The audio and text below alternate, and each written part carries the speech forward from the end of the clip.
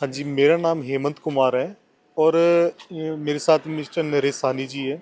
मैं यहाँ पे धानी कुतुबपुर में है ना, ओलिवर पावर सॉल्यूशन के नाम से कंपनी है बैटरी बनाने की, वहाँ पे हम दोनों काम करते हैं।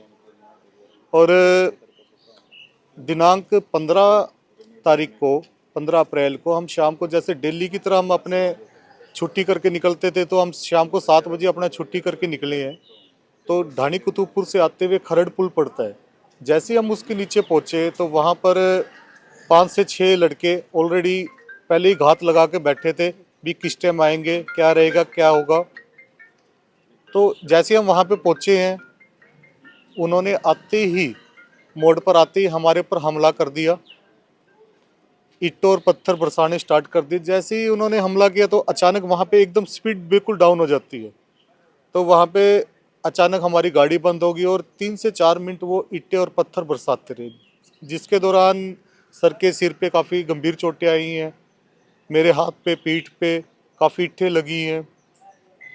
उसके बाद यानी कि उन्होंने खिड़की खोल के हमें नीचे उतारने की कोशिश करी है, पर लॉक होने के कारण खिड़की नहीं खुल पाई।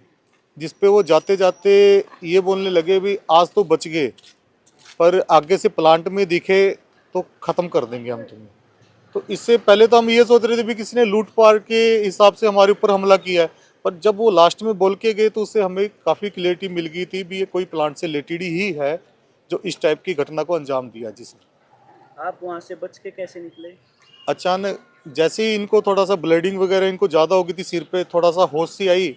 एकदम पहले तो घबराए गए थे, फिर दोबारा स्टार्ट करी गाड़ी। वहाँ से धीरे धीरे चला चला के हम भाई जी होटल पहुँचे। यहाँ पे हमने डायल 112 को इन्फॉर्म किया भी हमारे साथ ऐसे ऐसे घटना घटी है।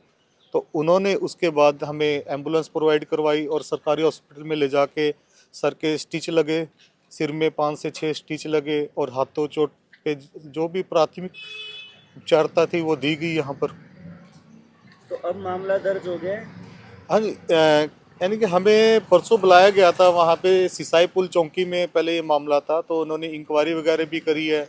तो उन्होंने फोटेज वगैरह भी निकलवाई जिसमें 2 लोग तो जिस साइड को भागते हुए भी दिख रहे थे, उनकी भी उनको हमने प्रोवाइड करवाई है। और पुलिस अपने काम में लगी हुई है, पर अभी तक कोई ऐसा ठोस सबूत नहीं मिला है जिससे हमें हम अपने आप को सुरक्षित महसूस करें। एसपी साहब से मुलाकात हुई आपकी? एसपी साहब से हम कल मिले थे। एसपी साहब ने आश्वासन दिया आप निश्चिंत होकर अपना काम कीजिए और हमारी पुलिस इसमें पूरा आपको सहयोग देगी और उनको जल्द से जल्द निकाल के आपके सामने पेश करेगी। किसी पर आपको शक है? 1 से 2 लोगों पर हमें शक था, उनका नाम हमने ऑलरेडी अपनी कंप्लेंट में दिया है, क्योंकि अब शक ही है, हम यकीन नहीं कह सकते, क्योंकि देखा तो जो भी लड़के आए थे सबके मुंह पे कपड़े बंधे हुए थे। क्या इससे पहले इस प्रकार की कोई और घटना हुई है? नहीं, हमारे साथ तो आज तक इस प्रकार की कोई किसी से कोई गाली गलौज तक नहीं हुई है, घटना तो दूर की बात थी। किसी ने धमकी दी हो? नहीं, ऐसा किसी ने नहीं हमें आज तक कुछ बोला नहीं अभी तक भी इस प्रकार की। मेरे को तो डायरेक्ट आज तक किसी ने भी नहीं, ना सर को किसी ने इस प्रकार की कोई धमकी वगैरह कुछ नहीं मिली हमें ऐसी। हाँ जी सर, आप क्या कहना चाहोगे? बस मैं तो यही कहना चाहूँगा कि पुलिस कार्रवाई करे इस पे और जल्दी से जल्दी उनको, अदरवाइज़ तो हम यहाँ पे असुरक्षित हैं। यहाँ रहना हमारे लिए, हम तो कहाँ से 250 किलोमीटर दूर से सोमवार से आते हैं और कमाने के लिए आते हैं, बट अब लगता नहीं है कि कैसे कैसे हो पाएगा अगर हम इस तरह से हमारे पे हमला हुआ है।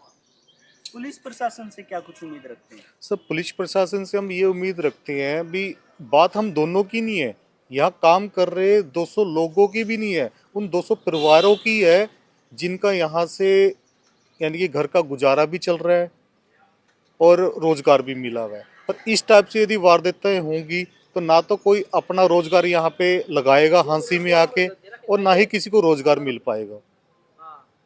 आजकल रोजगार की वैसी इतनी समस्या है, यदि मिल रहा है तो लोग करने नहीं दे रहे हैं।